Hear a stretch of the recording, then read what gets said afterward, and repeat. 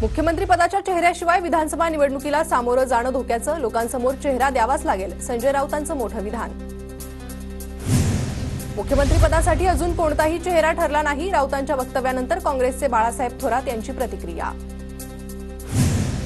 राज्य विधिमंडळाचं पावसाळी अधिवेशन आजपासून सुरू, पेपरफुटी, ड्रग्ज, शेतकऱ्यांचे प्रश्न अशा विविध मुद्द्यावरून विरोधक सरकारला घेरणार। खोटं बोला पण रेटून बोला, खोटं बोलून विरोधकांनी मतं मिळवली, त्यांच्या खोट्या नॅरेटिव्हचा अधिवेशनात पर्दाफाश करणार, उपमुख्यमंत्री देवेंद्र फडणवीसांचा विरोधकांवर निशाणा। खोट्या नॅरेटिव्हची सुरुवात मोदींनी केली, खोटेपणाची चीड तर फडणवीसांनी मोदींचा पर्दाफाश करावा, राऊतांचं फडणवीसांना आव्हान। उद्धव ठाकरेंची दुपारी 1 वाजता पत्रकार परिषद होणार, अधिवेशनाच्या पहिल्याच दिवशी ठाकरेंची पत्रकार परिषद, सत्ताधाऱ्यांना कोणत्या मुद्द्यांवरून घेरणार याकडे लक्ष। खोके सरकारच्या निरोपाचं अधिवेशन, उद्धव ठाकरेंचा महायुती सरकारवर निशाणा। निरोप द्यायला सभागृहात तर यायला पाहिजे ना, फेसबुक लाईव्हवरून निरोप देणार का, शिंदेंचा टोला। मुख्यमंत्री एकनाथ शिंदे राजकीय मनोरुग्ण, त्यांचं सरकार औट घटकेचं, संजय राऊतांचा शिंदेंवर जोरदार निशाणा।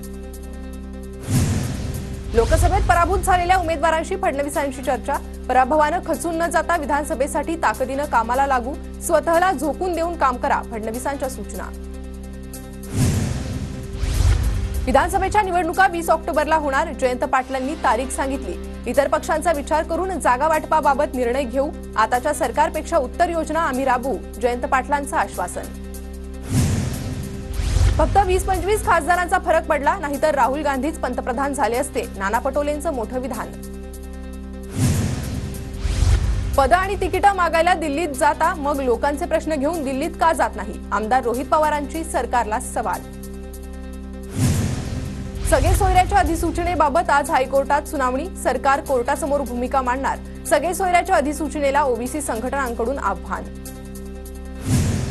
राज्यातील एसटी कर्मचाऱ्यांकडून 9 आणि 10 जुलैला पुन्हा आंदोलनाचा इशारा, राज्य सरकारी कर्मचाऱ्यांप्रमाणे वेतन मिळावं, तर प्रलंबित महागाई भत्त्याचीही एसटी कर्मचाऱ्यांकडून मागणी।